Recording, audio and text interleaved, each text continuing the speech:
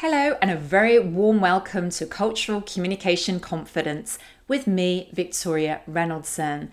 And welcome to this latest episode where we're talking about communicating with vulnerability. Now, I wanted to talk about this topic today because vulnerability seems to be quite a hot topic. It seems to be that everybody's talking about it. How can leaders be more vulnerable? How can teams be more vulnerable with each other and create psychological safe spaces for us to all share?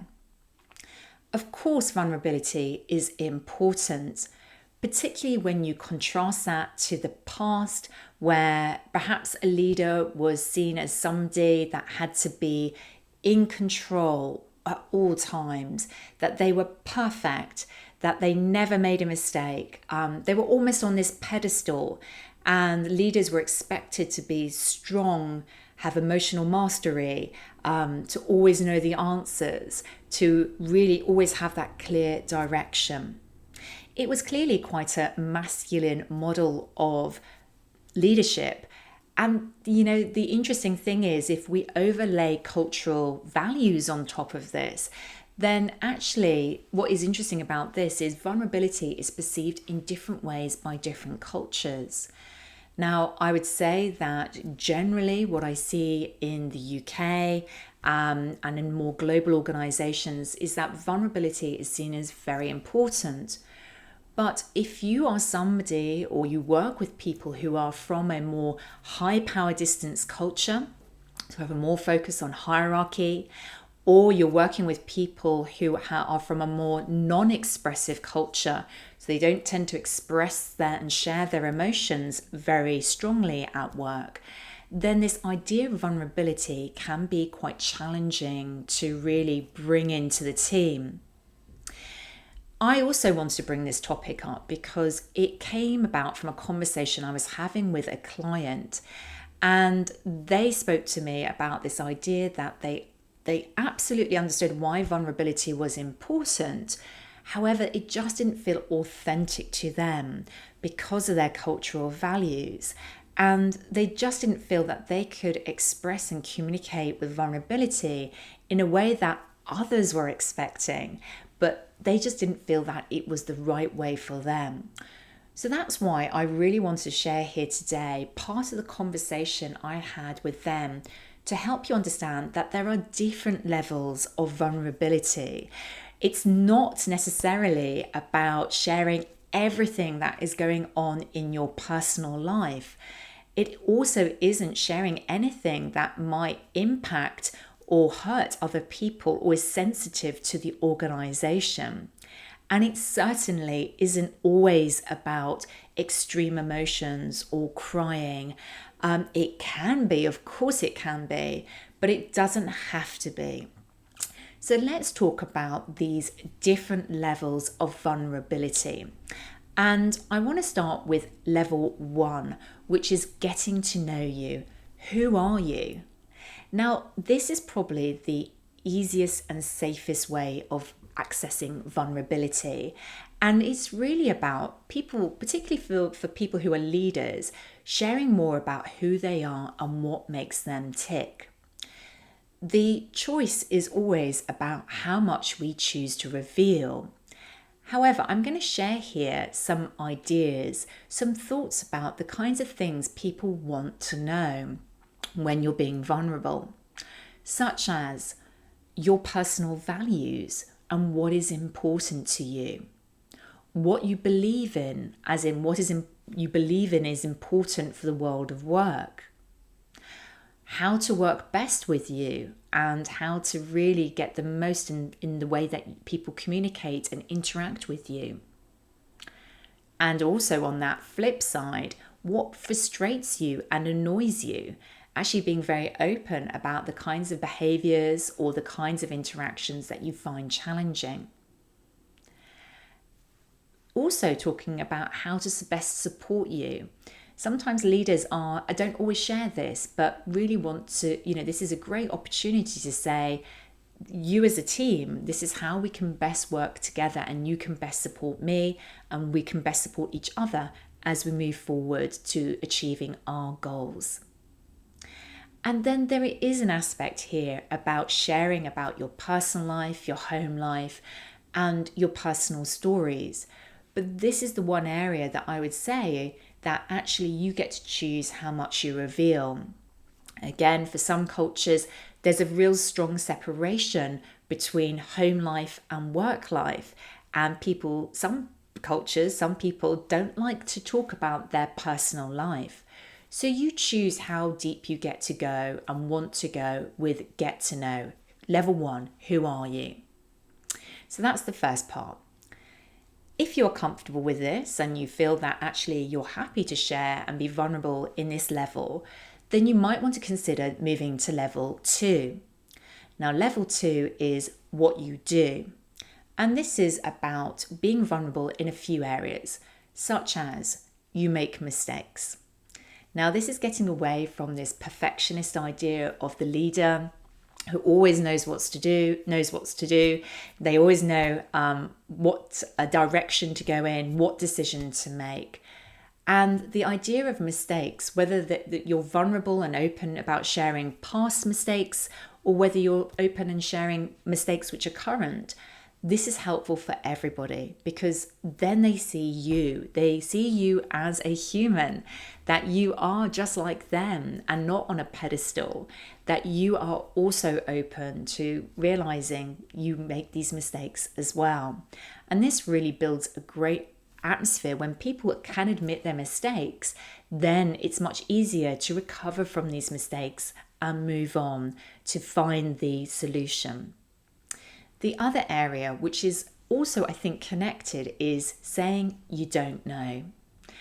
There was an expectation in the past that leaders always had all the answers and knew how to take things forward. But having the power of saying, I don't know how to do this, or I don't know the answer to this, is great, because it gives opportunity to your team to find those solutions. It also demonstrates that even if you don't know, you're committed to finding the route forward. So I think this area is also very powerful for vulnerability. So level 2, what you do, as a reminder, saying you make mistakes, openly sharing this, and then also sharing when you don't know. Now, level 3 is the deepest level of vulnerability. And so if you are comfortable with level 1, who are you? Level 2, what you do? Then level 3 is all about how you feel. Now, this is the deepest level, and it really is about how connected you feel to others and how open that you feel to share these things. Sometimes it requires a leader to go first to ensure that others are also doing the same, are also sharing in that reciprocal way. But what's involved in level 3? Well, level 3 might be, for example, saying you need help. And that could be because you need more time, more resources, or generally just need more support to be able to do what you do. And putting up your hand and asking for that help is quite vulnerable, particularly when you are the leader. So this is an area which belongs in level 3. The other area is talking more openly about your emotions, and particularly when you're experiencing more negative emotions. So saying when you feel stressed or worried or anxious. Now, I know for some people this feels more uncomfortable, particularly when you don't want to necessarily share those feelings to then impact others. And this is obviously something we need to be aware of. How do we express those feelings and frustrations? And how does that impact the feelings of others around us? But clearly being open and saying, again, I'm human, I experience these things, is important sometimes. So consider this, reflect on this. How far do you want to go? Are you really at level 1, level 2, or level 3?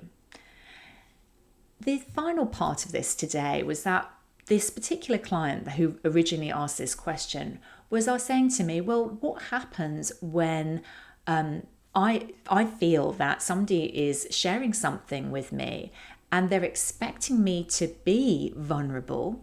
However, I'm not willing to go there.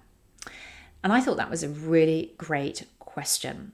So, what I wanted to share here was a way that you can respond to that in a way that is respectful to those person's feelings, but also authentically honors where you're at as well.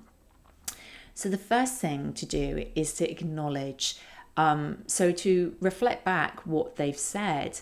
So maybe something like, I hear you're saying that you're overwhelmed and stressed right now. The next part of this is then moving into where you can find the common ground. Now, it might be that you don't feel like this right now, but you have experienced this in the past. So if that were true for you, you could say something like, and I have also felt overwhelmed and stressed at points in the past, and I recognize it's a tough place to be. However, to be authentic, we then need to complete this by then sharing where we're at right now. And that might be, for example, saying something like, and I moved through it in this way, and now at the moment, I'm feeling these feelings. Now, that's one suggested way to react to this.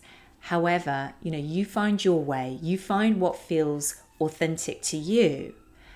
However, just remember, as we come to the end of this episode, that vulnerability is really about a choice. It's a choice about where you want to go, how much you want to reveal, and reflecting on these points in advance of these types of conversations will really help you to feel like you are being yourself in the way that feels right for you. So some questions for you to help you reflect on this. Let me ask you, how comfortable are you with vulnerability today? And how vulnerable are you actually being at work with your team? What level are you at currently? So I described the 3 levels. Level 1, who are you? Level 2, what you do. And level 3, how you feel. Where do you tend to be right now with your vulnerability? And who do you think expresses their vulnerability well? I think that's a really interesting thing to think about, because sometimes it's about learning from others who do this well, who share in a way that is authentic to them and yet also demonstrates their vulnerability. There's a lot of learning to be had in observing others in this way. Now, if you are somebody who is a leader or on their way to becoming a leader, and you want to elevate your communication approach, particularly in this area such as vulnerability and how you work with your team, but also in other areas such as communication confidence and handling difficult conversations and working with your global team, then I offer an individual coaching program called Global Executive Communication, which works on these areas to help you to elevate and amplify your communication impact. If that sounds like that's something for you, then please get in touch with me via the links in the show notes or reach out to me on LinkedIn to find out more about this individual coaching program and how it can help you to achieve that next level in your career. And as we come to the end of the episode, I just wanted to say thank you for listening. I really do appreciate everybody who listens in to these episodes. It means a lot to me.